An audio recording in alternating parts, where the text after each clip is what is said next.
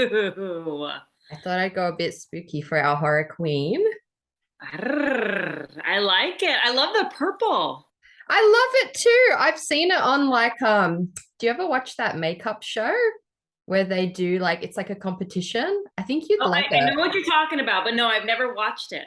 On that makeup show, they always do like a beautiful black lip and a beautiful purple lip, and I'm always like envious. I saw it on sale the other day and I was like, I could do a purple lip. You, you can. You are Thank pulling you. it off. I love it. For That, Halloween episode, let's go full. I'll try a black lip for Halloween.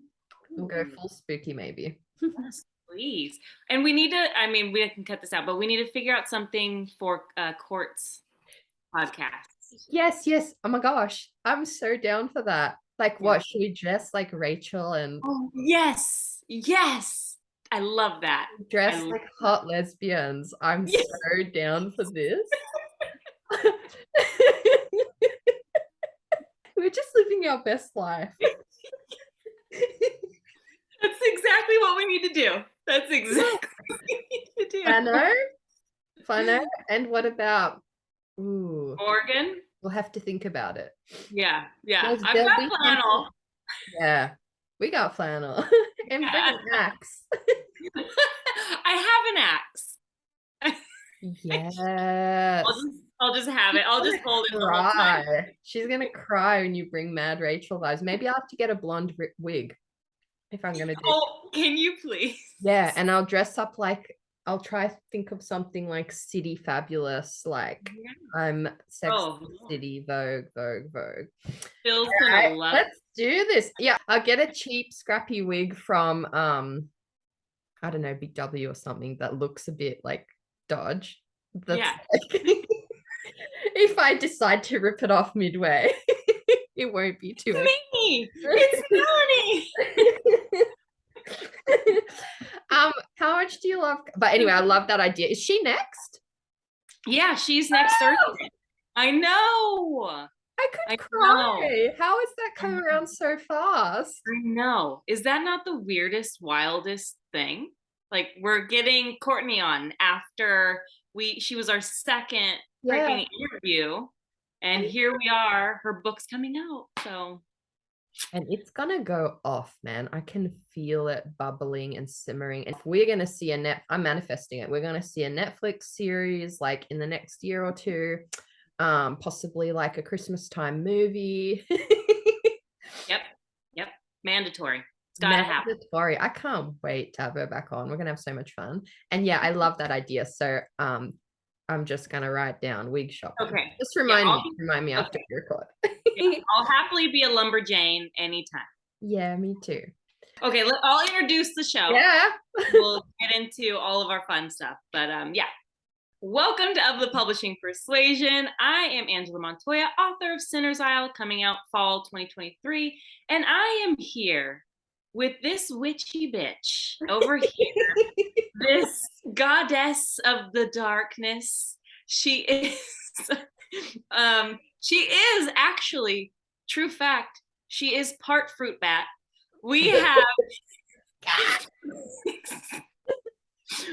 Melanie Schubert here. Melanie, how are you? I don't know what noise that was. It's all I had. The sound they make is like really high and shrieky. I don't know how to do it, but I'm great.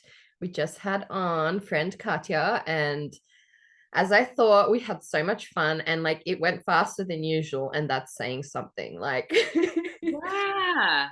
She's just so fun. And and when you guys were talking, and maybe this is why you thought I was laughing, but in my head, because when you guys were chatting for a second there, in my head, I was like, oh, these two get on. Like they have a yarn. I think we that's what do. I can only imagine you two walking and the conversations you had. So that's why I probably was smiling, because I was thinking, oh, these two. Oh, I loved it. I just was remembering our last episode when we just like we have these unspoken things. And I think the screen switched from her face to your face. And I wanted to laugh. I wanted to laugh at the side of your face. So I was just like It's just my face. It's But your just my face makes me laugh, okay? yeah, yeah. That's why this She just works. she doesn't control it. Like she just does whatever she wants, this space of mine. So I love it. That's why I love it. But yeah, like we definitely like when we walk together, it's like Yarn City and it's my favorite. We're both very chatty, you know, like the conversation never runs dry. And yeah, I don't even know. I think the very first interaction I had with her was her book Oasis. It and I wanted to talk with her about that. It came out right at the start of the pandemic, and I know it was really difficult for her, like marketing it and everything during that time, as it was for everyone. But I think I remember seeing a post of hers, and I was like really trying to like, then I was still writing YA, and I was really trying to like network with all the Australian YA people as much as possible. And I'd seen this post she'd put about having put signed copies in a bookshop near me, and I was like, oh, I'll go. And so I went and picked up the book and did the selfie thing. And like, I think from then on, we were like interacting a bit. And yeah, she was just so, you know, like I'd like to think you can get a vibe from someone online, like the way they hold themselves, what they post, the way they speak to you in DMs and stuff. I was just like, this person is just so lovely. She just, that what you've experienced now, she just exudes that in everything she does, which again, I'm so glad I remembered this. She at that time, I was on such a low. This is pre-Pitch Wars. I oh. had that book, like experienced like relative success with my very first book, and I won that competition to get it published with the indie press. And I knew nothing. So when you're like at the very start of your career, you're like, wrote a book, check. Got published, check. Like, and I loved my publisher at the time. And when things fizzled and went out with that, and then I wrote what later became my Pitch Wars book, but I wrote it as middle grade. And I had then queried that, nothing, got some feedback from an editor, said, your voice is YA, rewrote the whole book as a YA, nothing in the trenches. And I was like at a real low around then. And I was just kind of like, what do I even like? Maybe I shouldn't be doing this. Like, I just like having, we talk about those extreme highs and extreme lows. It was a long period of extreme lows when I started Mm. interacting with her. And one day, I think I posted something about like struggling with something or whatever. And she DM'd me and she was like, hey, if you like, I can look over your sub materials for you. And like it blew my mind because I was like, here's an author that like I'm going to see her at events and I'm interacting with her and I think her books are great. And she's like, she's seen like that fire, that fellow fire in me. Because that you don't just reach, I'm learning now. You don't just reach out to anyone. You don't have the time. You don't have the, like, she actually to like respected me and saw something that she wanted to like help, you know, and it meant the world to me then, honestly. Like, I was, it just picked me right up out of that place of like, okay, no, somebody does see something in you, keep going. And she gave me back fantastic feedback, and I got into Pitch Wars with that book later.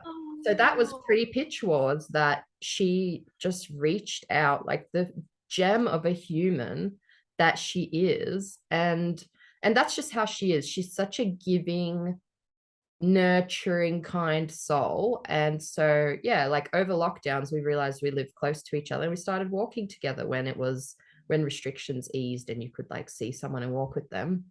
We started walking together with Goose. So, yeah, I'm always going to have such a big heart for her and her work and her books and just her as a human because she's just beautiful, beautiful Yeah. soul. Aw, I love that. And you can tell, like you can see it coming from the screen from Yeah. her. Like she just seems special. So I'm so happy that we brought her on and that, you got this going and Yeah. she's just great. I feel refreshed, honestly, after chatting with her. Just what she had to say at the very end, Yeah. the advice that she gave. So obviously, listeners, you have to listen to the very end. But it really just put things into perspective, so Yeah, I agree. I can't she's wait great. to share this episode and just like rant. And I love like her books are so cool. Like they really do. I can see, she was saying that like the publishers weren't sure where to put them or whatever. And I'm just like, because they do a lot, they do so much, and they're just kind of like Goosebumps meets like The Mummy, and like, that kind of like there's something spooky like around us, something spooky coming, but like there's also, it's like gentle horror or something, you know what I mean? Although her new sounds like it's gonna be more scary. A little less gentle this time around.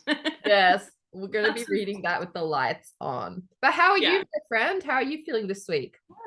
I'm feeling good this week. I mean, I finished like my second read through of revisions. You. Yes. So yeah. Oh I my hope gosh.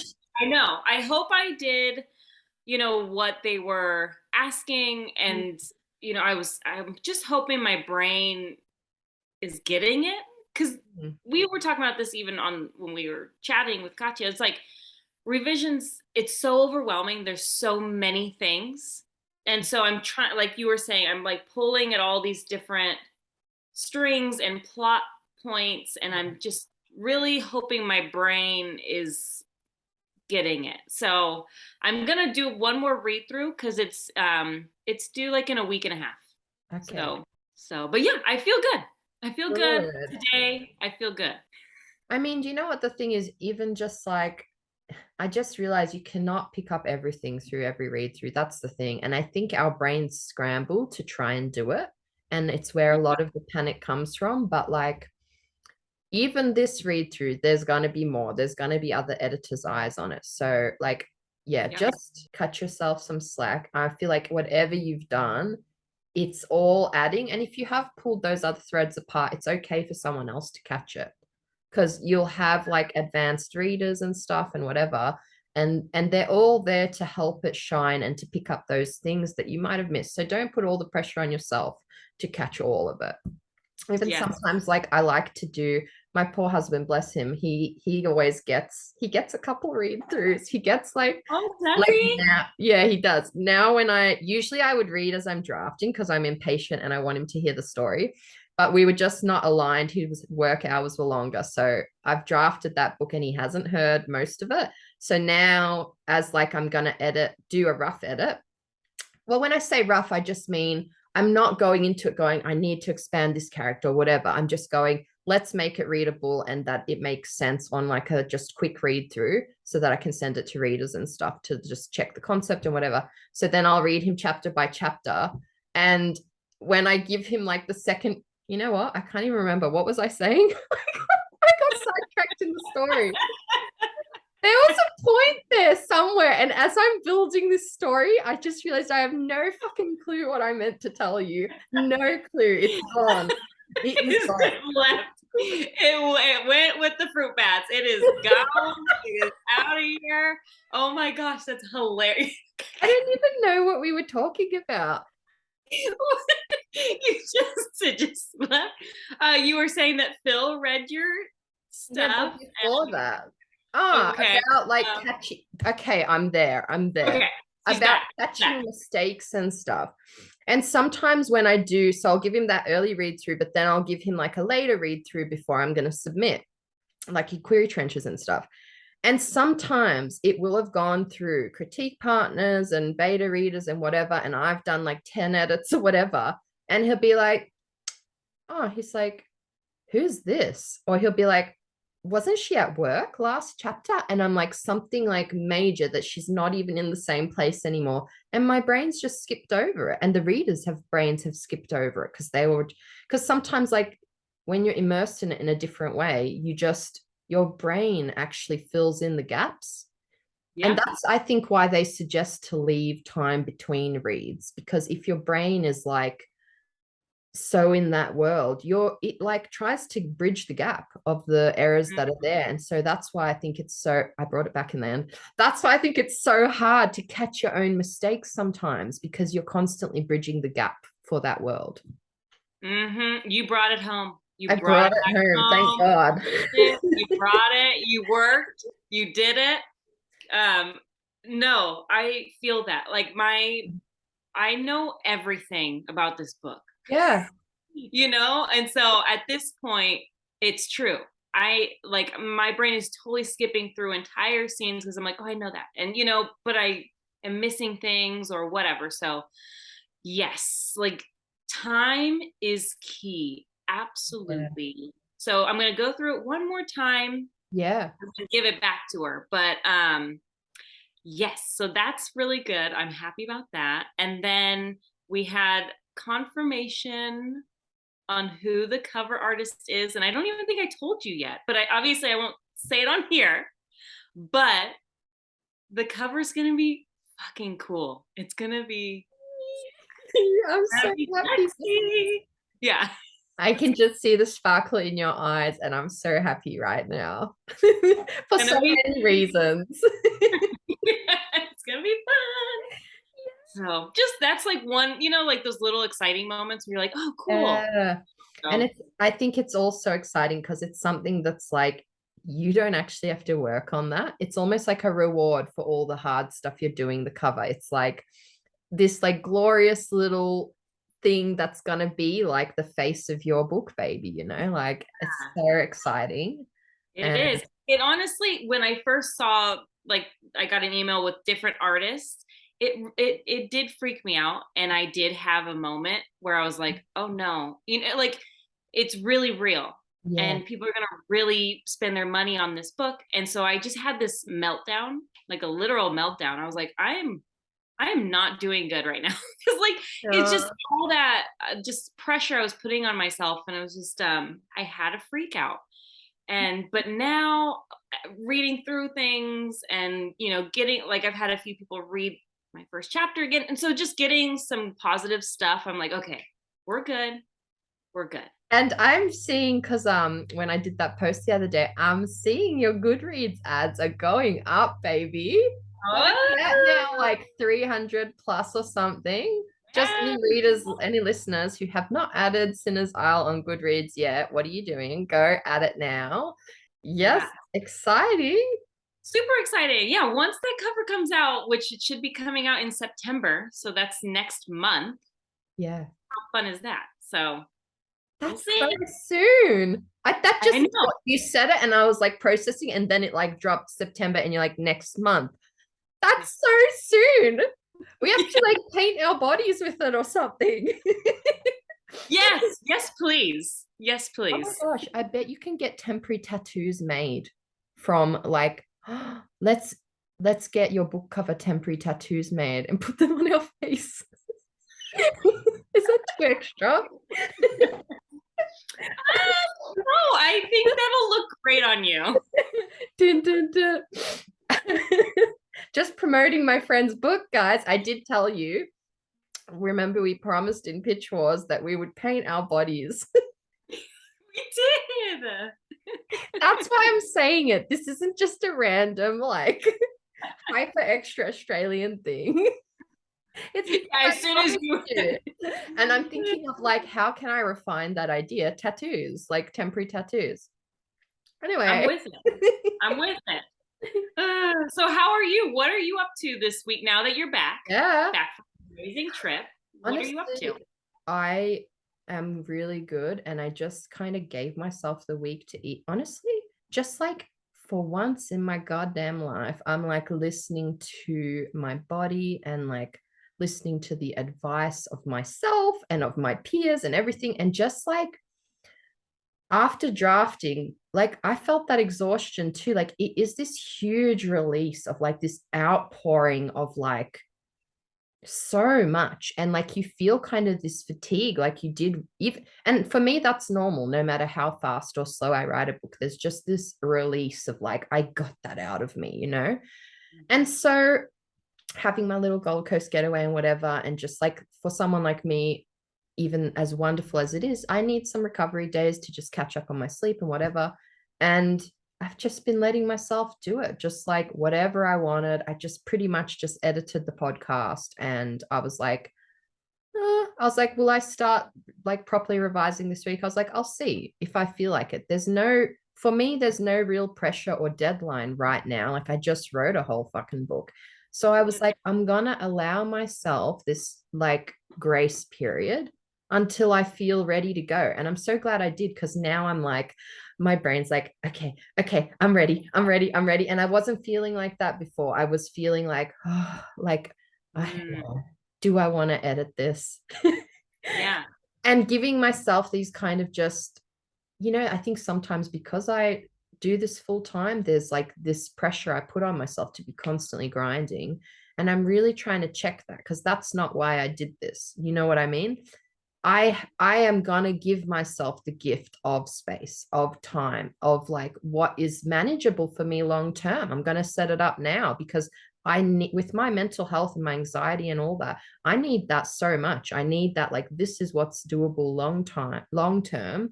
And yes, I just kind of feel proud of myself for not doing it this week, if that makes sense. And then I really was able to like lean in and enjoy editing the podcast episode and doing all our promo stuff that, like, yeah. So I feel like it was a real achievement this week, not editing, but I'm so excited now next week to just get stuck in and like do, like, that's going to be my focus from next week. So yeah.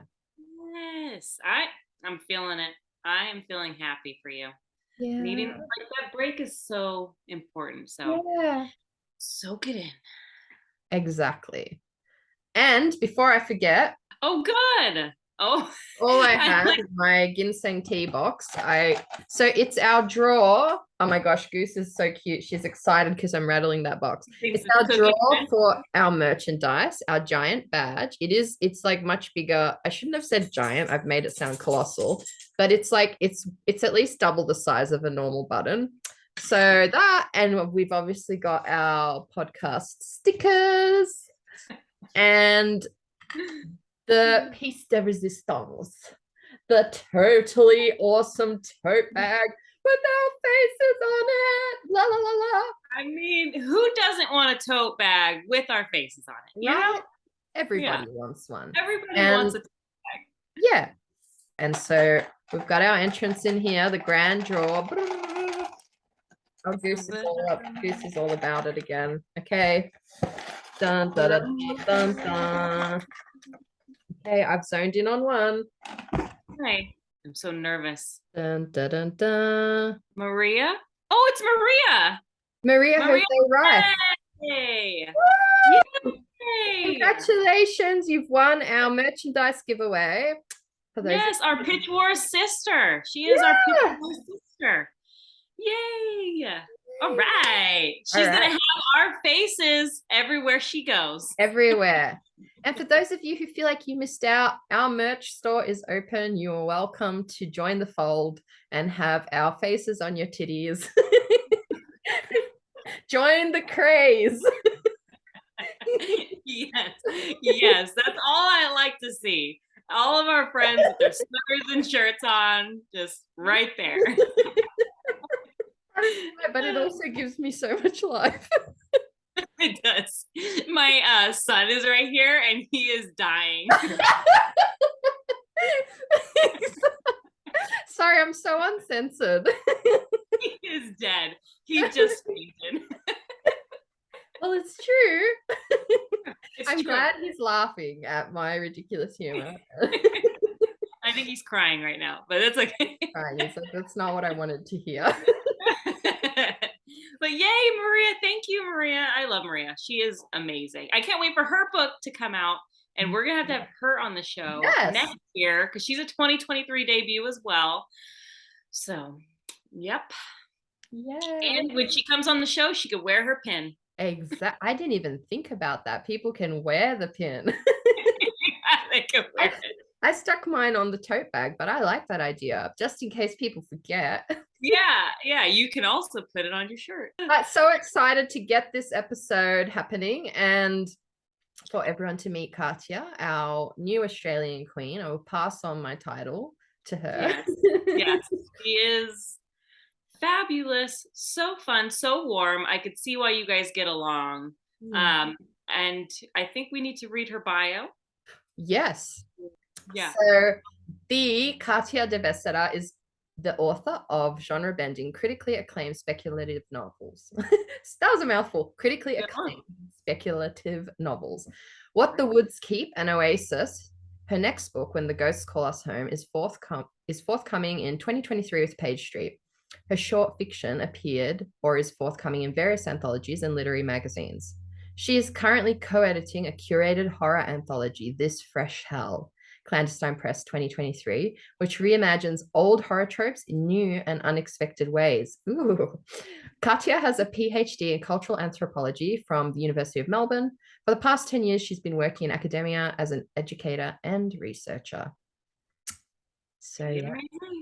Let's She bring is, that. and I love the contrast of she's so sweet and bright and vibrant, and then she's got this spooky, like horror. It's just everything. Yes, I love it. I love it, and I love her, and I love you for bringing her on. Oh, we went overtime today. Who cares? I love our overtime intros. Yeah. We had fun. That's all that matters. Yeah. Well, let's get her on. Yay! Hello. Hello. Hi. Wow, look at your background. I love that. I went through several options, but behind me is my laundry basket. You don't need to see that. It's boring. So northern lights.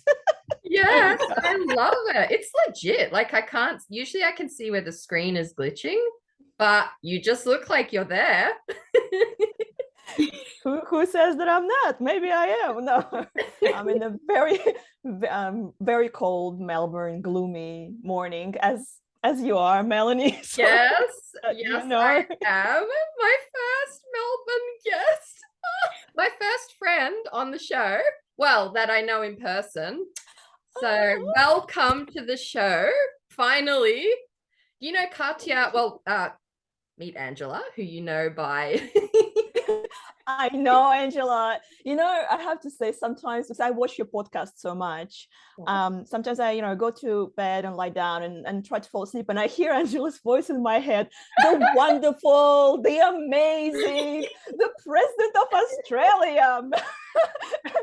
And I drift away into gentle slumber, and I love your work. That is amazing. I love that.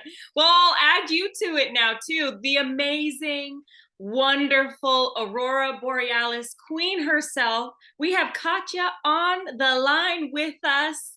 Welcome to the show. Thank you. I'm so happy to be here. Thank you for inviting me. Of course, you were going to be my first guest, but because we started walking together over lockdowns because we realized we lived close, and Katya was there for the very inception, inspiring me to just go for it. And I was like, well, at least I have one cool guest locked in, and now we're finally here. We're finally here to the date. So I'm kind of glad it's after lockdowns. Oh, yeah. I think the conversation would have been very different if you interviewed me during lockdowns compared to now. Now I'm very happy because I have something to talk about. Yes. Let's get right into it because I know Melanie knows everything. She's already in the know, but I am not. And so I want to know everything about you. Like, tell us a bit about your writing journey, Katya. Yeah, my writing journey started officially 10 years ago now. Can you believe that? What is time?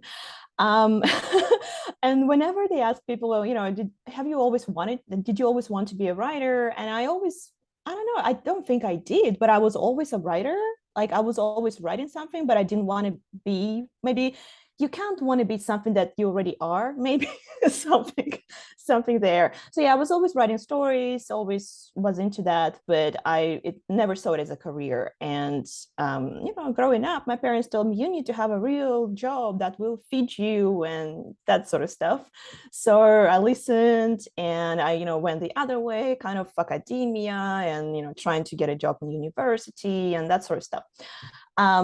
But when I was in the middle of my PhD, which was one of the most difficult and rewarding things that I've done in my life, and my brain was just like about to explode. This is so hard. I can't, this is so difficult. And I started writing the book. I started writing the book to save myself from a nervous breakdown, I think, at the time. I wrote something that I don't think I've ever shown to anyone, which was probably a good thing. And then I wrote another, which I also, so there's like 2 books there that I wrote that I never revisited. And then I wrote a third one, and that was what the Woods Keep, which eventually became my debut. Yeah, so I finished my PhD and I had the book. So I thought, I don't know anything about self-publishing. It sounds too hard. I don't know anything about graphic design or marketing. So I thought I'll try to find an agent and have it published traditionally. And I did. And I queried. I queried a lot. Maybe I queried to like 50 agents or so, or 80 agents. I don't know. Maybe it was 150. I don't remember. It was so long ago. And one of them said yes.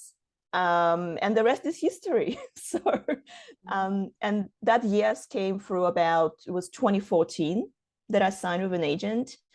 And she sold my book in 2016. And that was What the Woods Keep. Yeah, I know. Well, oh, and I had that one. And that was my debut. Yeah, it has beautiful cover. I do think that, and I might be biased earlier. And it shines. It has that glare, like you can try and blind your enemies with it. Yeah. It's cool. It almost matches like Melanie's whole vibe right now, which I must have been on purpose, but it looks I went good. a little bit spooky for you, Katya. Well, it's funny because when I had my launch for What the Woods Keep, and one of my dear friends, Astrid Scholt, was my MC, like in conversation person, and she dressed as my book. She's like, do you have anything to say about my attire? I was like, you look amazing. It's always like, I dressed as your book, silly. It's black and red. Can't you see? Yes, I don't usually have purple lipstick and I don't know, dominatrix. Not dominatrix. Gothic. It kind of is a bit dope.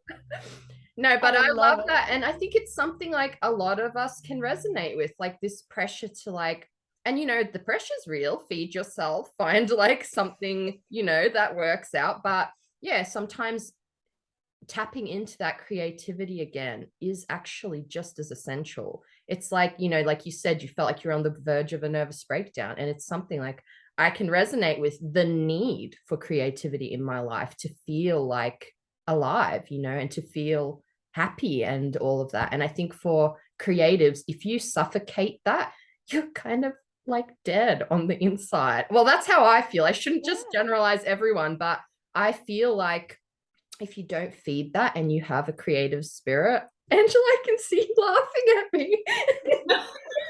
I am not. I am agreeing with you.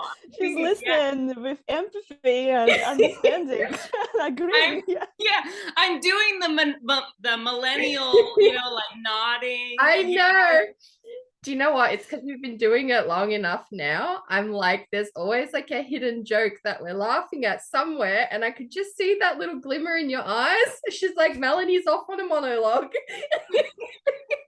I love a good Melanie monologue. I am here for it. I am listening. I know. I'm in awe. I am in awe of both of you guys right now. But yeah, it's completely true. I agree with you. Like, I cannot not write. I cannot not write stories. I cannot not tell them. And if I stop, I don't know what I will be. Like, I don't know what that version of me will be if I'm not telling stories. And I have, you know, always have a lot of ideas, and everything that I read or watch or listen to always provokes more ideas, you know, like it never ends. Especially the better something is, the more ideas it generates, I find.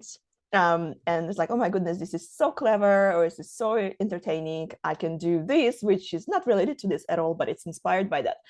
But yeah, you know, during doing that PhD, I remember like I would start crying at random, like, oh, why am I doing this to myself? This is so hard. I could be anything else. I could be, you know, pursuing any other path in life, any other career in life. Why am I doing this? Like, it's okay, I chose this, you know, I want to make my parents happy or whatever. You know, we all all have that, most of us I guess do. And then I started thinking, so but what do I do? What can I do that's for myself? Me, what do I want? And you know, it took me time to get there, and I was in my 30s when I asked that question, you know, already. So I dedicated my 20s to pursuing what my parents wanted me to pursue. And when I first, I was like, you know what? I think I need to think, what do I want? And I want to write books. Yes. That's it. And here I am, trying to do that. I love it. That's it, right? Like, it doesn't, age does not matter. It's, and I get, like, that was the same for me. I honestly came to a point, like, I had stopped working and I was just so lost, and I was not doing anything to feed that creative well. And you really do feel like you are dying inside, and at the same time you're going to explode. And so, it's like you have to find that thing, and writing for all of us has become that thing. And it's opened up this whole world of, like, friendships and and I think that to me has been almost the greatest part, is that it's given me a community that I was lacking and missing in my life. And there's just no better place to find a good community than the writing community. So Absolutely. I've got all the chills right now. This conversation is just everything. And it's so important to have, because I feel like our generations, we were so brought up, like, your parents sacrificed, so you have to, like, make it meaningful. And, like, I remember at one point saying to my parents, I was like, don't you understand? You did it. You made it. I can do whatever I want and kind of do something with it. Be like, what you did, like, that's the ultimate. It's not being a doctor, not for me. For someone, it might be. It's not being like whatever they thought was going to be this epic job. It's the ability to choose what I want to do. That's that ultimate sacrifice that they maybe weren't able to have as teenagers. They had to do this stuff to make ends meet, or, like, so I think these conversations, just realizing that if you are in a position to chase that and you are the only thing standing in your way, that move. It's just you. And, like, for me, it was that too, just like, I can chase this. It's only me saying, like, give yourself the permission to do it. If you and even in some small way, it's not necessarily, at the start, I couldn't just quit my job and write full time. I was doing, like, housekeeping. I was doing flight attending. I was, like, working in the old people's home. Like, I did all this shit, and it was like a lesser part. And then as it filled more space in my life, then you, like, draw more time for it. So really, and age doesn't matter. I mean, people can start writing at any age. I mean, when I had my debut come out in 2018, we had this group on Facebook with all the YA middle grade debut books coming out in that year. And we had somebody in their 20s, we had a lot of people in their 30s, had a lot of people in their 40s, had people in their 60s debuting with the first book. And that's, you can come into it later in life, and that's okay. And, there's always going to be somebody younger than you. There's always going to be somebody better maybe than you. It depends how you define that, like, it's so what? New people being born every second as we talk, and some of them will write books, and some of those books will be good and maybe better than mine. So, whatever. So there's no limitation. And like you said, you're the only one standing in your way. So that is it right there. That is it. Now let's get over to, because I've been dying to know more about this book in particular, because you have books. You have many books, but there's a new one coming. Oh wait, Melanie's going to a different one. Let's see what Melanie's pulling. I've got a couple. Oh, okay. This one, Oasis. This one was released right as the pandemic started, right? We'll talk about that more at some point. Look at that. Look at that white spine. I've never seen anything like that. That's one of my favorites. So that, and I also have this anthology, Sherlock Holmes anthology of yours. Okay. I've seen you post about that, Melanie. Yes. You are a super fan. You are a Katya super fan. Yes, this is my girl. It's my girl.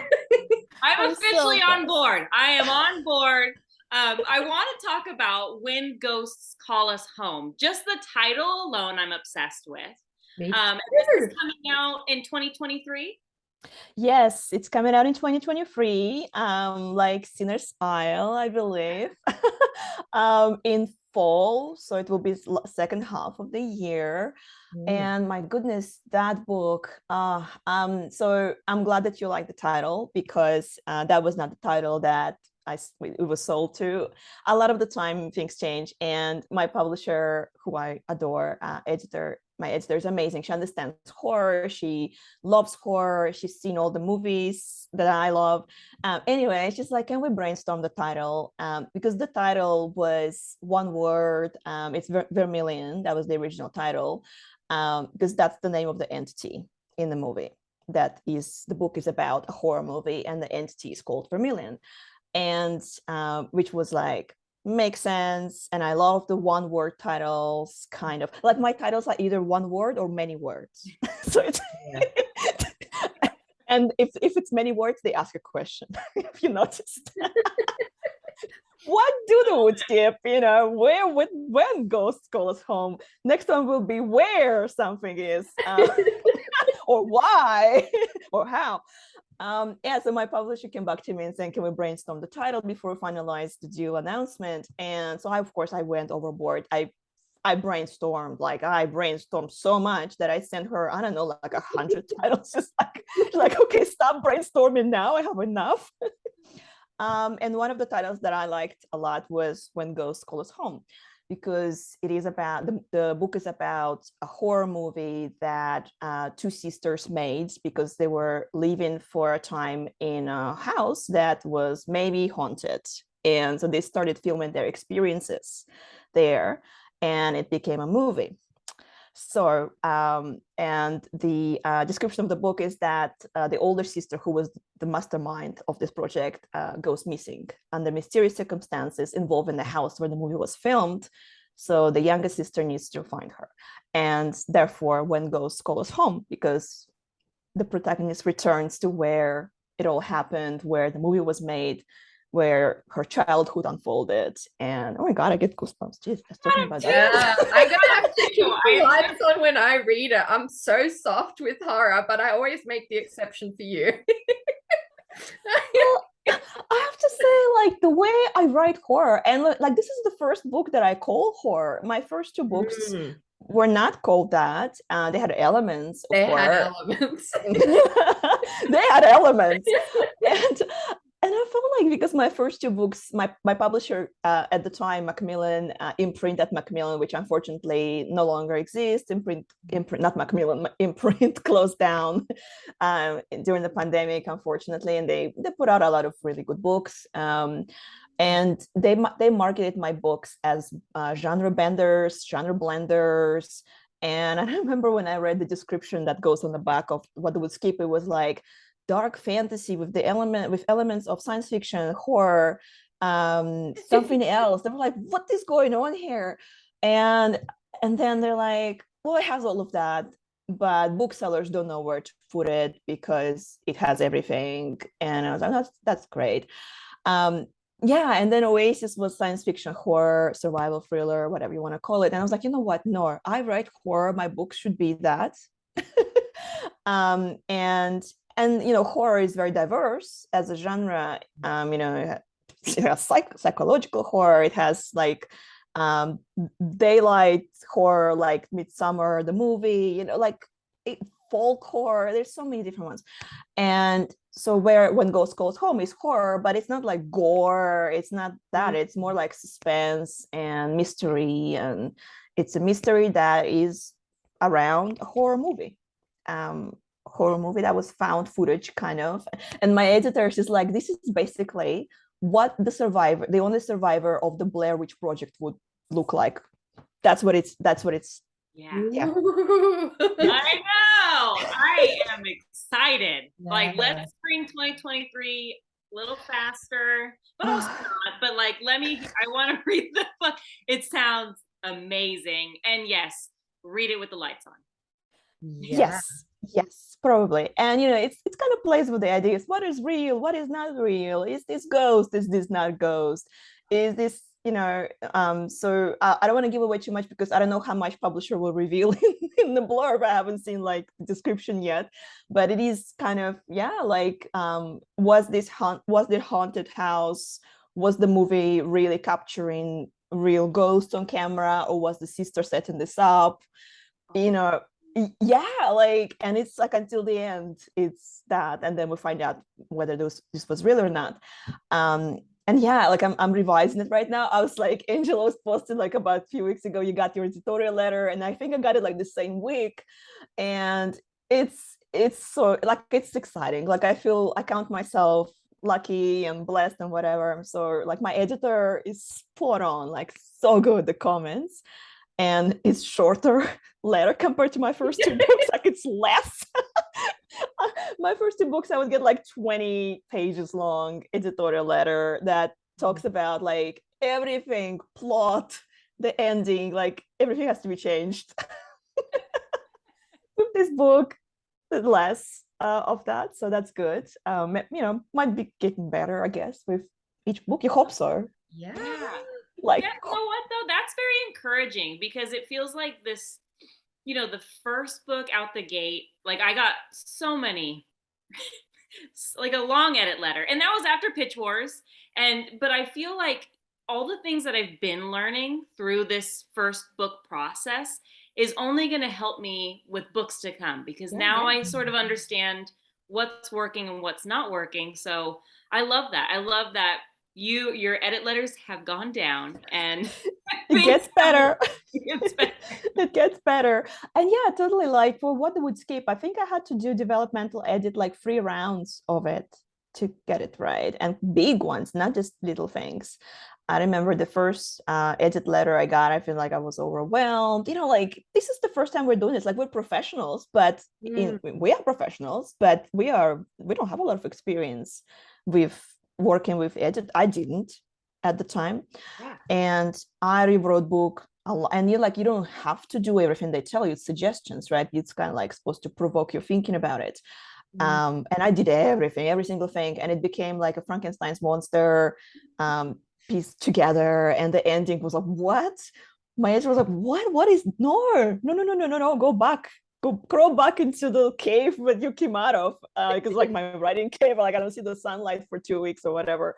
Do that again. And I did that again, and then again, and I had to even like explain the world building again to them. They're like, you know what, write us 20-page briefing report of what is the world building, what are the rules, because it has a fantasy element, of course. So I was like, oh my god.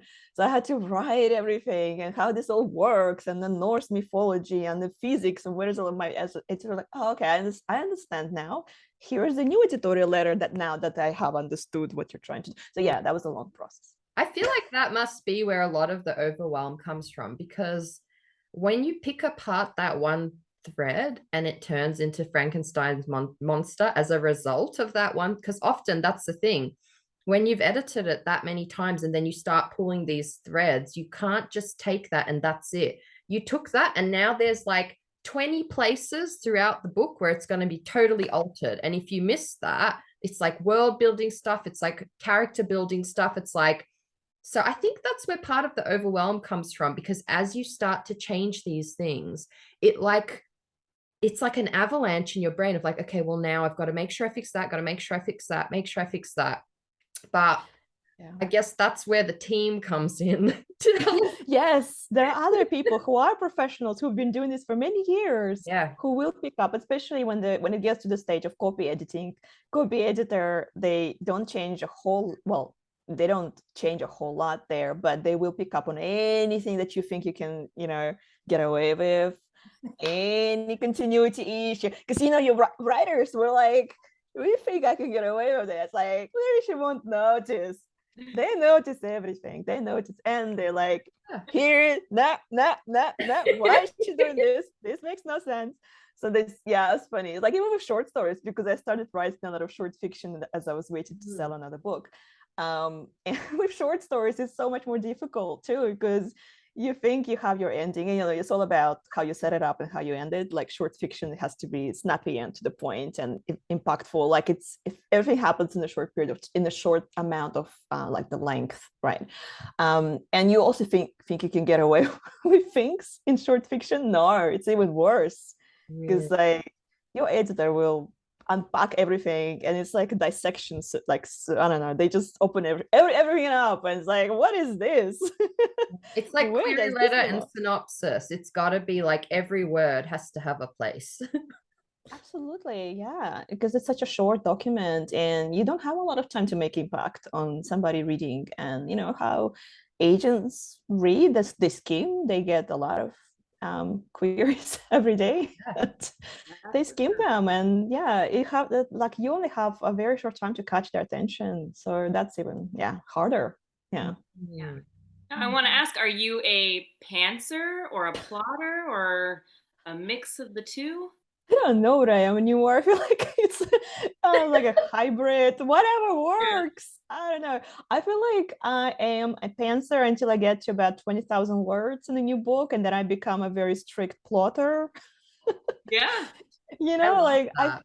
yeah, I feel like, well, I'm like, there is like a hybrid word for the both, for the two or something that Mm. combines them. But I feel like I don't know until I hit 20,000 words whether I care enough about the story to tell it. And you know, it's a big investment of time and energy in your brain to write a book. So and I find like, you know, the same with short stories, the same. I can like brainstorm different ideas and like, nah, I don't think this works. But with books, it's like you need to write a little bit of it to understand whether you care, and it has legs. The idea has legs. So yeah, so I write, I get into it, I write. Usually have like an idea of something. So like something excites me. And I always like, oh, what if? And it's usually like a scenario, like what if main character discovers something about her family, and there's a mystery and there's a secret. It's also about that. In my case, I try to change a bit my ideas because it's always like, my family had a secret and I need to discover what it is. Yeah, I know, it's like what the Woods Keep. I need to change that. But it's always about something that ignites my imagination. And then I write about 20,000 words, usually get there and it's like, yeah, I think I like this. I think it has something. The voice is unique enough. The idea is kind of unique enough, at least in my mind. And then I outline after that. Yeah. Yeah, so I outline, but I don't always stick to that. So I kind of have like the main milestones in my head where I need to get. Mm. And by the time I get halfway through, I know the ending. I usually know the ending. Yeah. Because you like the ending, it needs to naturally come right out of the narrative, out of your character Yeah. journey. So you can't know, or you can have some idea of what you want it to be, but it may not be that. Yeah. So That's the That truth. ability to right. change it with the story, I think, is so important. Because, yeah, often if I have had an idea of the ending, it's usually if you try hold on to it too tight, it winds up feeling forced and fake. But back to What the Woods Keep and Oasis. Can you give us your elevator pitch for your other books? We talked about When Ghosts Call Us Home. Give us your elevator pitch for your other books so our listeners can hear about them. Yeah, so Oasis is a survivor thriller about a group of teens who get stranded in the desert when a desert storm destroys their archaeology camp where they're volunteering, and they have to survive. And Oasis appears out of nowhere that shouldn't be there and saves them.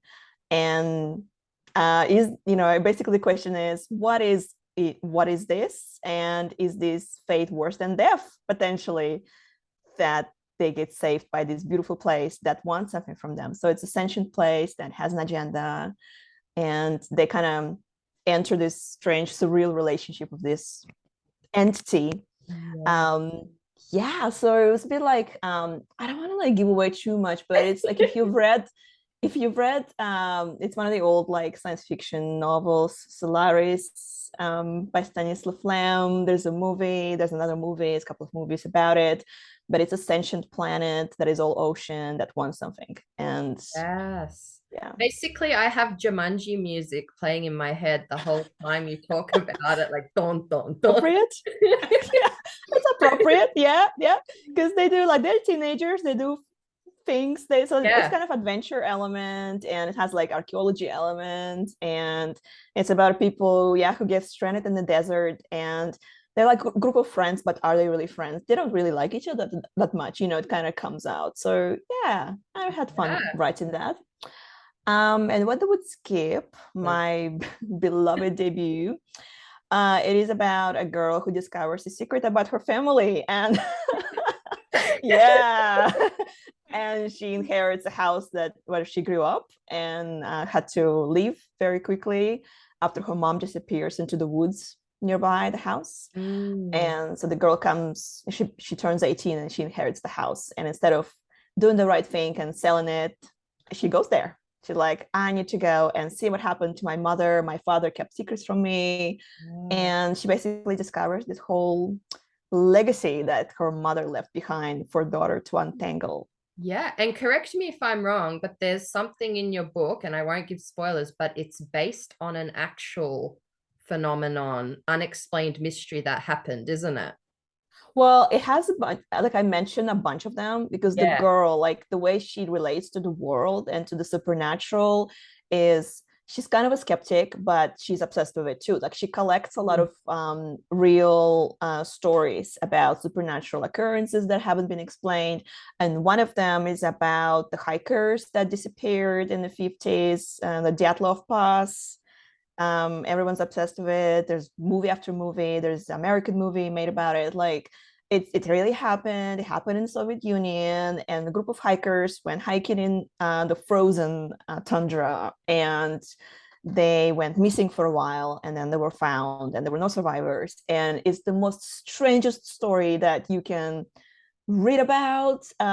It's very strange. The place was believed to be haunted, so the locals are saying, they totally shouldn't have been there. Got what was coming for them. There is an entity that lives here. Yeah, so it was kind of like the feel of that, the vibe of that is the book, because it's all about an compelling natural force that is a phenomenon that cannot be explained. Let's call it that. Ah. I am horrified right now. I am scared. Things, happen in the woods. We don't know what goes down there. No, we don't. And I live near the woods, and so now I'm extra scared. Oh no, I'm sure your woods are harmless, Angela. They're not. They're not. They're bad. And now I'm not going in them. Just a little bit. Just go a little bit. Have a look and go back. Or you can ring your Australian friend for backup like you did last time. I We will. were like chatting in the woods as you walked home. It's interesting, this obsession with the woods, like Yeah. Australia, like we have a genre called Australian Gothic. Like it's here, it's about nature versus you. Like nature will destroy you. Especially in Australia, I find. Especially in Australia. Like, everything here wants to kill you, and will try to, Yeah. this is, and maybe that's because I'm an immigrant. I've been living here for a long time, but it's maybe like subconscious ideas enter your mind, and we're like, the woods want to kill you. Yes, everything has teeth and they are hungry. yes. Whatever Angela was afraid about Australia, you've just confirmed it for her, because I showed her fruit bats. Apparently they don't have those in America, the flying fox. We have like little ones, but Yeah. not man-sized bats. Ours No. are like cats with wings, or like possums with wings. They're huge. Like some of the ones around here, they're bigger than goose. Okay, not bigger, but they're goose size with wings. Like those mofos are like out to claim. Do they attack small animals? Probably. No, I think they're omnivorous. Are they? Probably What? Insects. Probably I thought they just ate fruit. insects and Americans. They smell the tourists that come. Well, I see our time has just evaporated with you on. I love to, it's actually, I'm stealing Angela's question that she originally had, and we love to ask it before our guests leave. Is there any advice you would give a younger you, or any writers on this journey? I would say don't compare yourself to others. That's my main advice that I learned the hard way, because I didn't know anything coming into this industry, and I thought everybody was experiencing it the same way, and that was not the case. So my first couple of years, well, the first year especially, was spent just constantly comparing myself and finding my experiences lacking. Don't do that because you will never be happy then. So just enjoy, enjoy this amazing ride.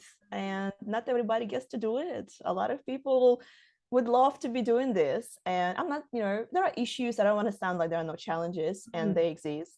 But I would say to myself, like, I get to publish a third book and then another book, and there's no guarantee that you will sell more books. And, I had to wait a while to sell my next book. So I'm just enjoying it tremendously. And I try not to compare myself to other experiences. Yeah. That is it right there.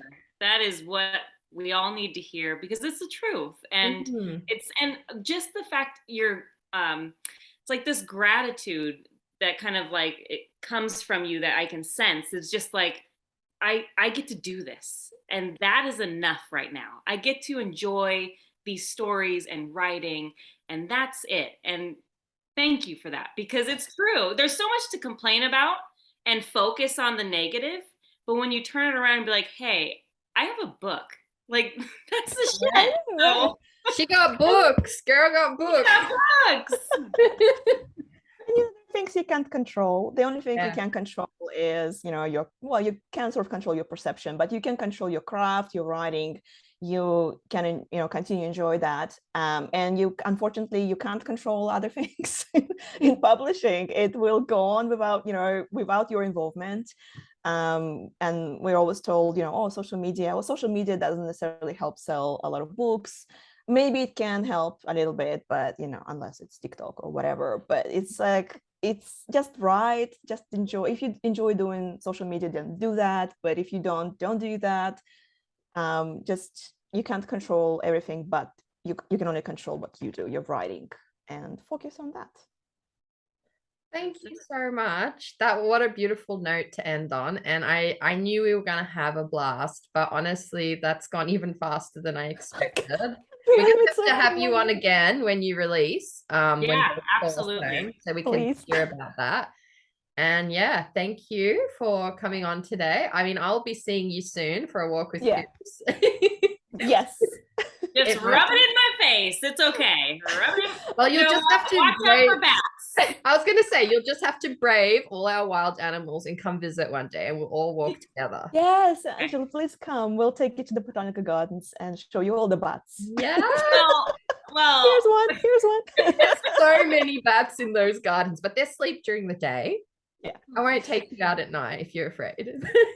But it's going to cut us off. So thank you so much. And Thank you. Thank you so much. Thank you, Angela. Thank you, Melanie. You're both wonderful. Thank you. You are wonderful. Thank you for joining us. Thank you. Bye.